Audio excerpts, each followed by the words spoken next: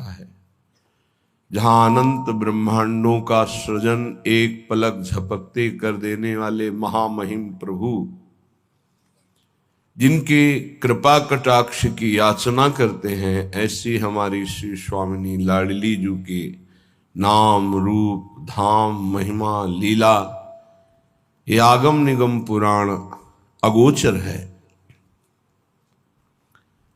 जब श्री जी की अहेतु की कृपा होती है तब श्री धाम वृंदावन का परिचय, वृंदावन की कृपा से रसिकों का परिचय, रसिकों की कृपा से प्रियालाल का परिचय, प्रियालाल की कृपा से प्रेम रंग में डूबकर उनकी नित्य सेवा परायणता, नित्य परिचर्या करने का सौभाग्य उपासक को प्राप्त होता है। जब प्रियालाल से इतना अपनापन हो जाए कि अपना शरीर और अपने शरीर संबंधी भोग और शरीर संबंधी रिश्ते नाते ये सब स्वाप्निक लगने लगे हैं, झूठे लगने लगे।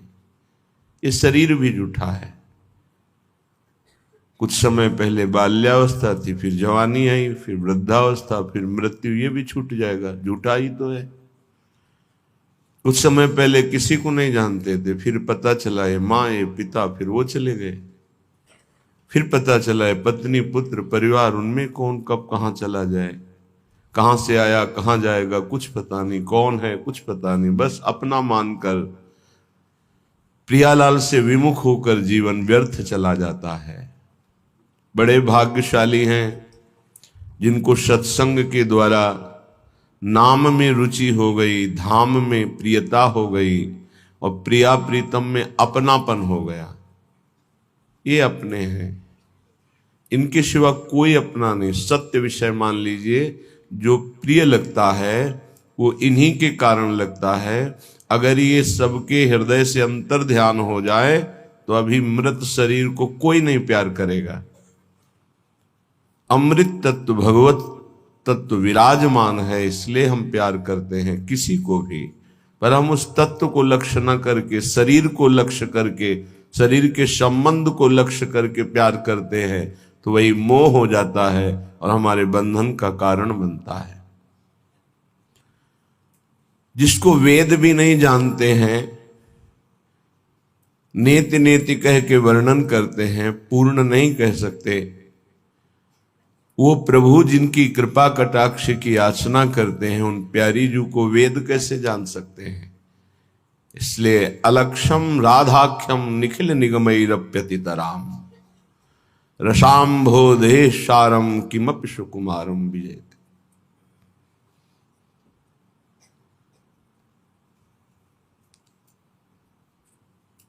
ऐसे सुकुमार तत्व की जय हो, जिसे वेद भी लक्ष्य कर नहीं पाए। अलक्षम, उस सुकुमार तत्व का नाम है राधा। अलक्षम राधाख्यम निखिल निगमैरप्यतितराम। जितने वेद श्रुतियां स्मृतियां पुराण ये पूर्ण रूप से प्रभु का वर्णन नहीं कर सकते, फिर प्रभु के हृदय का मूर्तिमान प्रेम श्री लाडली जू, इनका कैसे। इसलिए श्रीपाद प्रबोधानंद जी महाराज कह रहे हैं, न वेदाज्ञा भंगे कुरु भयमये नापि वचनम गुरूणाम मन्येथा प्रविश नहि लोक व्यवहृतो। हे भाई, ये जो मैं तुम्हें कह रहा हूं शायद तुम समझ ना पाओ, समझ जाओगे तो निहाल हो जाएगा।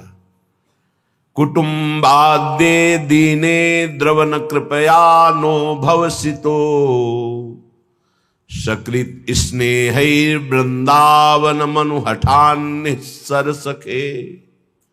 अय मित्र, मैं बहुत हृदय से तुम्हें परम मंगल परम सुख की बात बता रहा हूं, यदि मान जाओ तो। कह रहे हैं अब तुमको शास्त्र क्या कहता है इसके विषय में नहीं जानना। न वेदाज्ञा भंगे कुरु भयमय नापि वचनम, बिल्कुल भय मत मानो। वेदान्नपि सन्न्यस्ति सा केवलम अवच्छिन्न अनुरागम लभते। जो वेद का भी पूर्ण त्याग कर देता है वो प्रेम रस को प्राप्त होता है। श्रीपाद कह रहे हैं। वैसे तो श्री भगवान ने भी आज्ञा करी है गीता जी में, त्रैगुण्य विषया वेदा निस्त्रैगुण्य भवा अर्जुन। अर्जुन, तुम वेदातीत स्थिति को प्राप्त करने के लिए त्रिगुण का वर्णन करने वाले वेदों का भी त्याग कर दो। त्रैगुण्य विषया वेदा निस्त्रैगुण्य भवा अर्जुन। यहां श्रीपाद कह रहे हैं, न वेद आज्ञा भंगे कुरु भयमय नापि वचनम। वेद आज्ञा का भंग करने में तुम किंचिन मात्र भय मत करो। क्या? वेद विविध प्रकार के सत्कर्मों का आदेश करता है। हम श्यामा श्याम की प्रेम लक्षणा भक्ति सत्कर्मों से नहीं प्राप्त कर सकते। जो शुभ अशुभ दोनों कर्मों का त्यागी होता है वही भगवत अनुरागी होता है। शरण निरापक पद रमित सकल अशुभ शुभ नंश, देत सहज निश्चल भगत सुजय जय श्री हरिवंश। प्रियाजू के कृपा अवतार हैं हरिवंश महाप्रभु। कृपा रूप जो वप धर्यो। मानो श्यामा श्याम की कृपा ने ही बपू धारण किया तो नाम पड़ा श्री हरिवंश। शुभ और अशुभ दोनों का नाश करके जो प्रेम लक्षणा भक्ति निकुंज की प्रदान करते हैं अपने शरणागतों को, ऐसे श्री हरिवंश की जय जयकार हो। सेवक वाणी में एक जगह और कह रहे हैं, शुभ अशुभ दुर्ग विध्वंस बल तब जयति जयति जग उच्चरे। जो शुभ और अशुभ दोनों किलों को ढा देता है तब वो इस संसार पर विजय प्राप्त कर लेता है। तो हमें शुभ कर्मों से भी कोई संबंध नहीं। अशुभ का तो पहले ही उपासक त्याग कर देता है या त्याग की वृत्ति धारण करता है। श्रीपाद कह रहे, न वेदाज्ञा भंगे कुरु भयमय नापि वचनम। तुम बिल्कुल मेरे वचनों में दृढ़ हो जाओ, भय मत करना, कोई अपराध नहीं लगेगा। गुरुणाम मन्ने था प्रविश न ही लोक व्यवहृतो। यदि गुरु नाम रूप लीला धाम से हमें अलग करे तो वो गुरु किस बात का। ऐसे गुरु का त्याग करने में कोई दोष नहीं लगता। जिनके संग से प्रिया प्रीतम के रंग की, प्रिया प्रीतम के धाम की, प्रिया प्रीतम के नाम की वृत्तियां जागृत होकर समस्त वासनाएं नष्ट होती हैं, उनका नाम सदगुरुदेव है। श्रीपाद कह रहे हैं, यदि नाम रूप लीला धाम से आपको कोई हटाने की बात करे तो गुरुणाम मन्ने था प्रविश न ही लोक व्यवहृतो। लोक व्यवहार का प्रवेश गुरु और शिष्य के संबंध में नहीं है, शुद्ध परमार्थ का संबंध है। इसलिए जो गुरु नाम रूप लीला धाम से विलग करने की बात करे, वो चाहे कोई भी हो, तो प्रेम किसी की कान ही नहीं रखता। प्रीति न काहू की कान विचारे, मारग अपमारग बिथकित मन को अनुसरत निवारे। प्रेम किसी की मर्यादा नहीं रखता, उसकी स्वतंत्र मर्यादा होती है।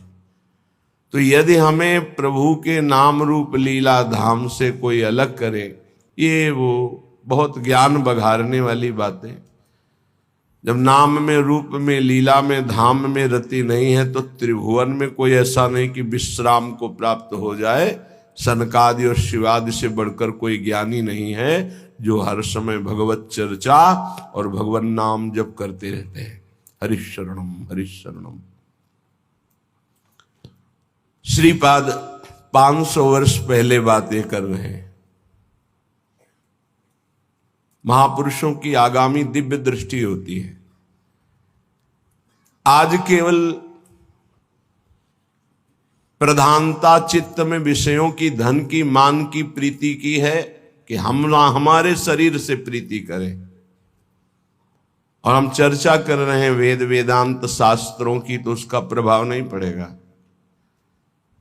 ये आत्म सुख की चर्चा है, आत्म सुख की चर्चा है। ये विषय सुख का नाश करने वाली संसार चक्र के आवागमन का भेदन करके जड़ चेतन की ग्रंथि को प्रकाश के द्वारा अनुभव करा कर कि आप खुले हुए जीवन मुक्त हैं, आपको स्वरूप में स्थित करने की चर्चा है।